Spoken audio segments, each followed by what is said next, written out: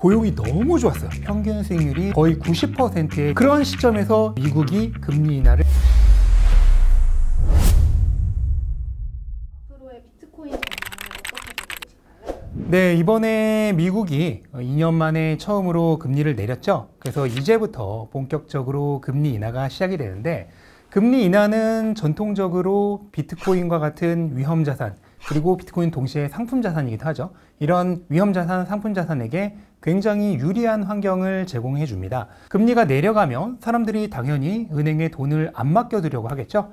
반대로 대출을 하기는 쉬워지잖아요. 그렇게 되면 시중에 돈이 많이 풀리게 돼요. 이거를 이제 유동성이 증가한다고 하는데, 이렇게 유동성이 증가하는 환경이 특히 비트코인과 같은 자산에게 유리한데요. 그 이유는 비트코인의 기본적인 자산으로서의 속성이 금과 마찬가지로 구매력을 저장하는 수단, 그러니까 통화에 대한 해지가 비트코인의 기본적인 자산 특성입니다. 그러면 이렇게 통화에 대한 해지의 역할을 하는 자산들은 유동성이 확장될 때 그 유동성을 흡수하는 스폰지 같은 역할을 해요. 그래서 전통적으로 금과 은 같은 상품 자산들은 금리가 내려가는, 그러니까 유동성이 확장하는 환경에서 가격이 크게 올랐던 역사가 있습니다.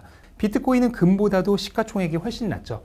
현재 기준으로는 금의 대략 17분의 1 수준의 그렇게 낮은 시가총액을 가지고 있기 때문에 당연히 유동성이 똑같이 풀린다 하더라도 금보다 비트코인이 거기에 훨씬 더 민감하게 반응을 합니다.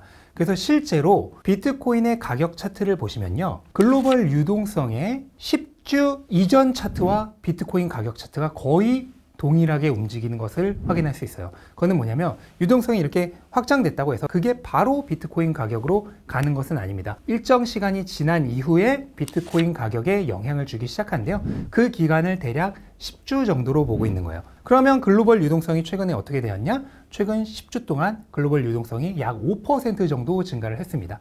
거기다가 최근에 이 글로벌 유동성이 이전 최고치를 뚫고 새로운 최고치를 기록했는데, 그런 시점에서 미국이 금리 인하를 시작을 한 거죠. 그러면 이 유동성 확장 사이클의 이론이 더 추진력을 얻게 되겠죠. 거기다 최근에 중국이 지급 준비율을 낮추고 중앙은행의 예금 이자율을 낮추면서 마찬가지로 유동성 확장 모드에 들어갔죠. 거기다 부동산 담보대출 금리를 낮추는 등 본격적인 부양책을 시작하고 있습니다. 그러면 세계 경제 양대축이 동시에 금리 인하를 하고 부양책을 실시한다면은 당연히 앞으로 본격적인 유동성 확장 장세가 시작될 것이라고 예상할 수 있겠죠. 그렇게 되면은 이 유동성에 그 어느 자산보다도 민감하게 반응하는 비트코인에게는 분명 향후 엄청난 가격 추진력으로 작용하게 될 것이다. 이렇게 예상해 볼 수 있겠죠. 이유가 네, 말이 아니고 실제로도 이미 증명이 된 역사이고요. 집계된 자료가 있습니다. 기존의 비트코인의 4분기의 평균 수익률이 거의 90%에 육박할 정도거든요. 과거 가격을 살펴봤을 때 1분기, 2분기, 3분기보다 4분기가 압도적으로 실적이 좋았어요. 뭐 그거는 여러 이유가 있겠지만 사실 비트코인만의 이유는 아니고요. 이미 전통 위험자산 시장 자체가 4분기가 성적이 가장 좋았었기 때문에 그것과 연동돼서 비트코인도 좋았다라고 얘기할 수 있겠고, 특히 비트코인의 경우에는 이 반감기가 있는 해의 4분기가 정말 좋았습니다.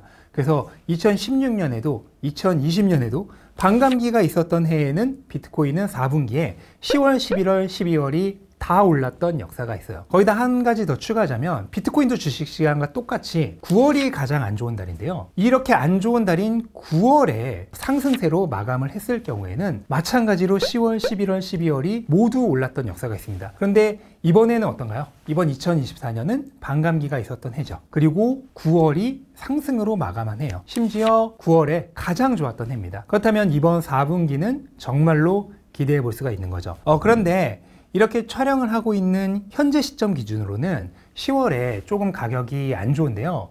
거기에는 이유가 있습니다. 원래 10월 초까지만 하더라도 분위기가 괜찮았어요. 66,000달러 정도까지 올랐던 비트코인 가격이 지금 시점 기준으로 거의 6만 달러 수준으로 한 10% 정도 하락을 했는데, 여기에는 이유가 크게는 두 가지 정도가 있는데, 첫 번째 가장 큰 이유는 최근에 발표된 고용 보고서에서 고용이 너무 좋았어요. 비농업 고용이 시장 예측치보다 거의 10만 건 가까이 높고요. 실업률이 지난달보다 오히려 더 내려갔어요. 이렇게 고용이 너무 좋게 나오면서 어떤 문제가 생겼냐면은 금리 전망치가 굉장히 많이 올라가 버렸습니다. 원래 이 고용 보고서가 발표되기 전까지만 하더라도 11월에 연준이 2번 연속 빅컷, 그러니까 2단계 금리 인하를 하는 빅컷을 할 것이다 라는 전망이 거의 3분의 1 정도를 차지하고 있었는데, 너무 좋은 고용 보고서가 발표되고 나서 고용이 좋으니까 굳이 금리를 빨리 내릴 필요가 없죠. 그러면서 어떻게 됐냐면 현재는 이 빅컷 가능성은 아예 사라지고요, 아예 금리를 내리지 않을 것이다 라고 하는 노컷 가능성이 거의 20% 가까이로 올라왔어요. 그러니까 금리 전망치가 크게 올라간 거죠. 근데 제가 바로 앞에서 뭐라고 말씀드렸나요? 비트코인은 그 어느 자산보다도 금리에 민감하게 반응하는 자산이라고 말씀을 드렸잖아요. 그러다 보니까 지금 가격이 조금 안 좋은 거예요.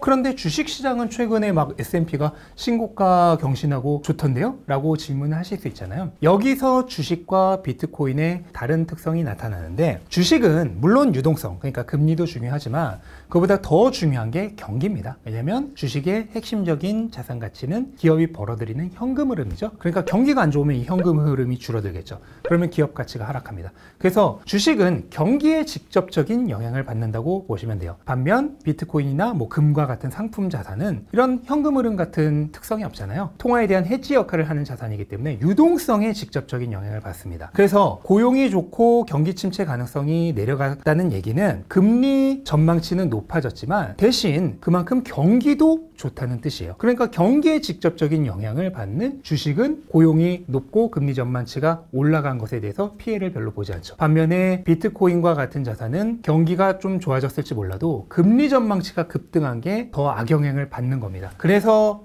최근에 가격에 악영향을 주고 있고, 또 두 번째는 중동에서의 불안감이 비트코인 가격을 지금 굉장히 짓누르고 있어요. 비트코인은 그 어떤 자산보다도 위기 상황에 민감하게 반응합니다. 그건 왜 그러냐면 비트코인의 특성이 높은 황금성이에요. 그 어떤 자산보다도 황금성이 높아요. 예를 들어서 한밤중에 전쟁이 터졌다. 그때 주식 못 팔죠. 그 다음에 팔았다고 하더라도 내 통장으로 입금되기까지 며칠이 걸리는데 그동안 전산이 마비된다든지 해서 입금을 못 할 수도 있어요. 하지만 비트코인은 그런 거 없죠. 전 세계 어디서나 1년 365일 그 언제라도 팔 수 있고요. 팔자마자 1분 안에 내 통장으로 현금을 옮길 수 있어요. 이렇게 높은 황금성과 유동성이라는 특성을 가지고 있기 때문에 어떤 위기 상황이 발생했을 때 비트코인이 가장 먼저 반응을 합니다.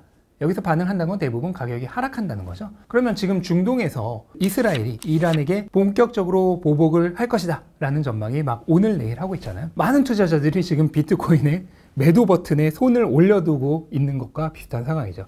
그러니까 본격적으로 매수를 하기보다는 약간 관망세를 유지하기 훨씬 쉬운 상황이라는 겁니다. 그래서 이런 비트코인 가격에 하락 압력을 주는 두 가지 중요한 이벤트가 현재 10월 초에 존재함으로써 비트코인 가격에 하락 압력을 주고 있다, 이렇게 생각을 하시면 되겠습니다. 달라진 점이 있을까요? 아니요. 오히려 달라질 뻔 했는데 똑같이 가고 있고요. 제가 책에서 적었던 게 페이지 2, 그러니까 반감기가 지나고 6개월이 지난 시점부터 가격이 본격적으로 오른다고 적었었어요. 그렇게 적고 나서 책을 냈는데 정작 반감기 이전에 가격이 너무 올라 버린 거죠. 그래서 그때는 이번 사이클이 원래 제가 책에 적었던 그 시점보다 훨씬 빨리 종료될 가능성이 있다. 그러니까 단축 사이클의 가능성을 얘기를 드렸었는데요. 결국 돌고 돌아서 현재 비트코인 가격은 과거 사이클들의 평균과 거의 일치하는 지점에 있습니다. 그러니까 앞에 빨리 달렸던 만큼 뒤에 천천히 가면서 결국 평균에게 따라잡힌 거죠. 그러면서 결국 원래 제가 책에 썼던 내용과 똑같아졌다라고 이해를 하시면 되겠습니다. 이번 반감기가 4월 20일이었으니까 10월 20일이 반감기 후반전 페이지 2가 시작되는 시점이죠. 과거 사이클들을 보면은 지난 2차 사이클과 3차 사이클에서 이 시점이 시작될 때 평균 상승률이 연초 대비 20% 정도였어요. 이 이후로 2차 사이클에서는 20배 이상, 30배 가까이 가격이 올랐었고요. 3차 사이클에서도 8배, 9배 뭐 그 사이로 올랐어요. 그럼 이렇게 엄청나게 올랐던 사이클에서 20% 정도 상승이었다는 것은 거의 그 시점까지는 가격이 오르지 않았었다는 거죠. 근데 그 이후에 이제 폭발적인 포물선 상승이 나왔던 겁니다. 그렇게 되는 시점이 이 반감기 이후 6개월 되는 시점인데, 그럼 모든 것을 종합해 볼 때 이제 점점 그 시점에 접어들어 가고 있다, 이렇게 보고 있고요. 물론 이제 방금 얘기 드렸던 그 두 가지 중요한 요인, 금리 전망치가 갑자기 급등한 점, 그 다음에 중동에서의 지정학적 이슈가 있는 점, 이 두 가지가 비트코인 가격을 짓누르고 있는데, 금리 전망치가 지금 급등한 건 맞아요. 하지만 여전히 고용시장의 불안은 남겨져 있어요. 지금 신규 실업수당 청구 건수를 보면은 계속해서 상승하는 추세가 보이고 있고, 또 한 가지, 금리는 경기 지표에 따라서 인하 속도가 조금씩은 조정될 수 있을지라도 어차피 내년까지 1%에서 1.5% 정도 하락하는 추세는 그대로 유지됩니다. 그러니까 금리 전망치가 올라서 단기적으로는 비트코인 가격을 짓누르고 있지만 그만큼 경기 침체 가능성이 내려간 것이기 때문에 내년까지의 사이클의 긴축으로 보면은 오히려 저는 호재라고 생각을 합니다. 그리고 금리는 어쨌든 빠르나 느리나 조금씩 내려가게 되어 있고, 그 다음에 지정학적 이슈도 마찬가지입니다. 거의 대부분의 지정학적 이슈는 단기적인 이슈로 끝이 납니다. 그렇기 때문에 악영향을 주고 있는 이 두 가지 요소가 저는 일시적이라고 보고 있고, 이런 불확실성이 사라진다면 오히려 그동안 눌려왔던 비트코인 가격이 더 오를 수 있는 환경이 되겠죠. 그 시점이 정확히 언제부터다 라고 예측하기는 어렵지만 개인적인 예감으로는 그리 많은 시간이 남아있지는 않다라고 생각합니다. 한 말씀 해주신다면? 네, 뭐 조정장이 굉장히 길긴 했죠. 이제 반년 이상 지속되고 있는데, 물론 이 시간이 힘들고 지루하다는 것은 압니다. 안 좋을 때는 정말 이 시간이 영원히 계속될 것 같지만은 언제 한순간에 분위기가 바뀔지 모르는 게 자산시장이고, 비트코인은 특히 그 어느 자산보다도 분위기의 전환이 빠르기 때문에 힘든 시간 지금까지 견뎌온 거 조금만 더 인내심을 발휘하셨으면 좋겠습니다. 오래 견뎠던 만큼 그 보상도 더 값질 것이라고 확신합니다.